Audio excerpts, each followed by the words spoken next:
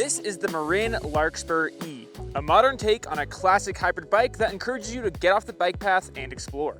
And that's exactly what I did while I had this thing in for review, riding everything from paved city streets to windy single-track trails. And I'm happy to report that the bike held up just fine to all the questionable antics I threw at it. This can be owed to its steel frame, high-quality Bosch mid-drive motor, and mountain bike inspired components. But all this performance is going to cost you. The bike lists for $3,000, which isn't exactly cheap for a rigid e-bike. But if you're on the market for a fun but still versatile commuter, then the Larkspur E could be the one for you. So let's go ahead and take a deeper look at the bike, starting with the timeless steel frame. The first thing that popped into my head when I first laid eyes on the Larkspur E was a clunker. Now, if you're not familiar with what a clunker is, that's essentially the term that was given to the early cruisers and BMX bikes that essentially gave birth to mountain biking. And the classic lines and thin steel tubing of this Marin definitely fit the bill. And while this certainly isn't a welterweight, it's actually surprisingly light considering the steel frame. Mine tipped the scales at 52 pounds or 23.6 kilograms, and that was without pedals or the included kickstand. As with any good commuter bike, the Larkspur E is fender and rack compatible. It comes with these fenders here, as well as some integrated Lezine lights that run off of the main battery. Mounting points, however, are a bit sparse, with just one pair on the top tube and one on each side of the rigid steel fork.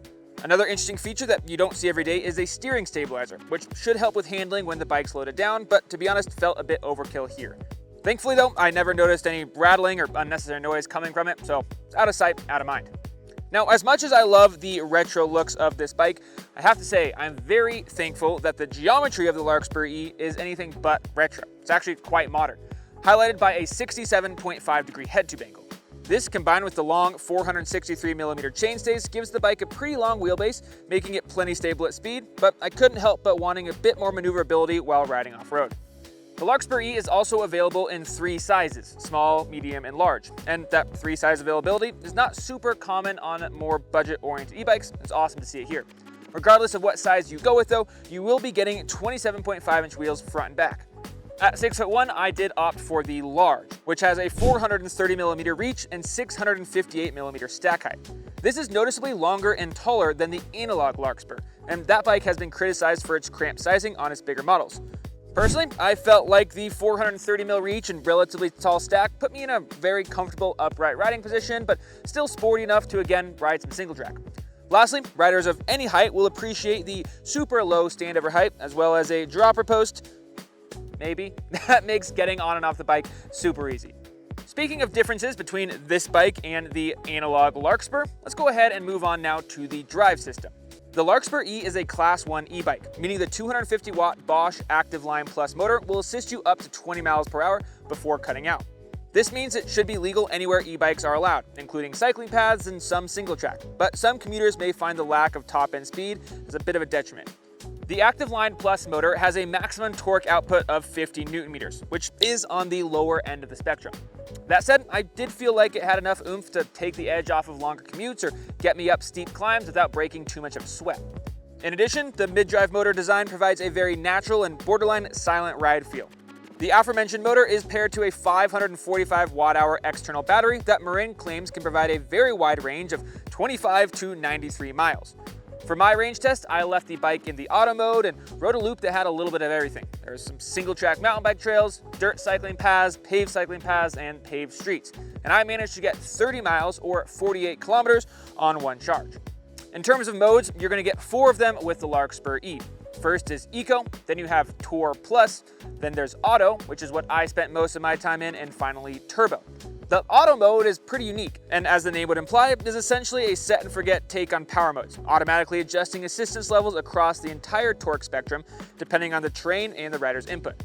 As always though, every one of those modes can be fully messed with and adjusted on Bosch's app. Last but not least, I think that Bosch has some of the best display units on the market, and the Purion display found here is no exception. You can cycle through just about every metric you could ask for, including rider and motor power output, distance, range, and even cadence. Next, let's talk components. And once again, this is a place where the Larkspur E differs from a lot of other commuter bikes on the market. It gives you the comfort you'd expect from, yes, a commuter or hybrid bike, but it has a lot more off-road capability built into it as well. One of the first things I noticed was the 110mm Trans-X dropper post. I mostly appreciated the added confidence this provided while descending chunky fire roads in single track, but it also made getting on and off the bike a breeze. Another favorite feature of mine was the 10-speed Shimano Q's drivetrain with a wide range 11 to 48 tooth cassette. In my opinion, even with the motor, it is nice to have those larger cogs on the back, and I did appreciate those when heading up the steep climbs. In terms of coming back down said steep terrain, the Shimano MT201 disc brakes did feel a bit underpowered, and I don't think it would have hurt to put some 4-piston brakes on this bike. That said, they're certainly plenty powerful enough for everyday average commuting, and even when taking this bike a bit outside of what it was really designed to do, I never felt unsafe while riding it. The 27.5-inch wheels that this guy comes with are wrapped in a pair of VTireco GPV tires that provide a good balance between rolling resistance and grip. Lastly, at the front of the bike is an in-house 45mm stem and some moderately back-swept bars that, combined with the aforementioned geometry, made for a comfy, easy handling ride. Now that we've talked a little bit about what you're going to be getting when you purchase a Larkspur E, let's transition now and talk about how it felt to ride. And like I already mentioned, I took this thing just about everywhere, and for the most part, it took it all in stride. If I could pick one particular area where I would say it excelled the most, it would be on non-technical dirt paths and fire roads. The steel frame did a great job absorbing small trail chatter, and the long, stable wheelbase, comfortable riding position, and of course, Bosch drive system made the miles fly by. Once I took the kickstand off, it was impressively quiet too, even when bouncing down bumpy washboard roads. I was honestly very surprised at just how fun this bike was on mellower single track too. Sure, it's a bit long, but the 27.5-inch wheels, reasonable weight, and once again, the smooth power delivery from the motor more than made up for the bike's heft. As cliche as it may sound, I think the best way to think about the Larkspur E is as a jack of all trades. And I don't think that was on accident. Marin's website says it's one part adventure bike, part gravel bike, and part mountain bike. The e-commuter sector is full of tons of awesome bikes, and while the Larkspur E may be one of the most unique options, it still has a lot of competition. The first bike that I want to compare it to is the Trek Elan Plus 7, which will set you back the same $2,999 as the Marin. The Trek also features a mid-drive Bosch motor, but gets the larger and more powerful Performance Line CX and 600 watt-hour battery. This does add weight, however, and the Trek is about 5 pounds or 2.3 kilograms heavier than the Marin. The styling of the two bikes is obviously quite a bit different as well, and even though the Marin looks like it's quite a bit older, it actually has more modern or progressive geometry, with the Elan having more traditional road bike inspired numbers. In terms of components, it's pretty much a wash. The Marin has a slightly better drivetrain, which I personally value, as well as a dropper seat post, but the Trek's 60mm Suntour XCR 32 fork will likely be a big perk for some. All in all, if you prioritize a more powerful drive system or want the added suspension fork, then the Trek is a good way to go. But personally, I think the Marin's added character and slightly better part spec here and there makes it a more versatile and definitely a lot more fun bike. And I just love the classic styling, and again, that modern geometry is a big perk for me. The next bike we'll compare the Larkspur E to comes from one of the leaders in affordable e-bikes, Rad, and that's their new Radster Trail.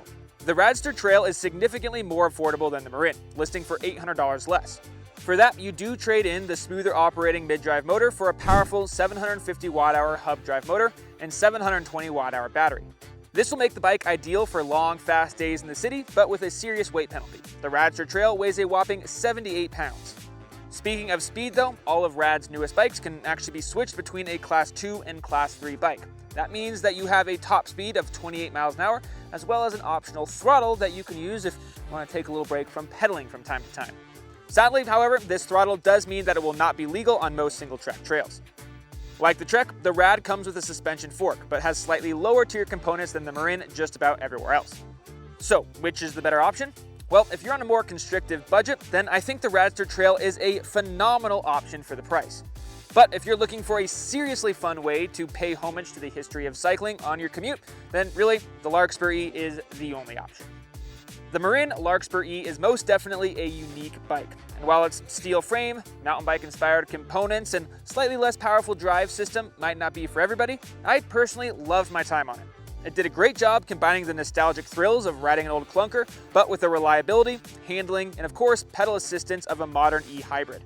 I think it'd be a great bike for anyone whose typical commute takes them off the paved confines of city streets and onto dirt paths and trails, or really anyone who's just looking for a fun and creative way to explore their community. That said, if you're looking for a bike that can maximize pedal assistance, speed, or range, then you might be better off with something else.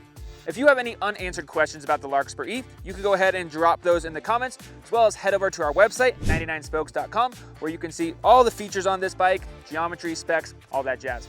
Before we get out of here, take a quick second to go ahead and like this video, subscribe to the 99 Spokes channel, and as always, remember that bikes are for everyone. Have fun out there.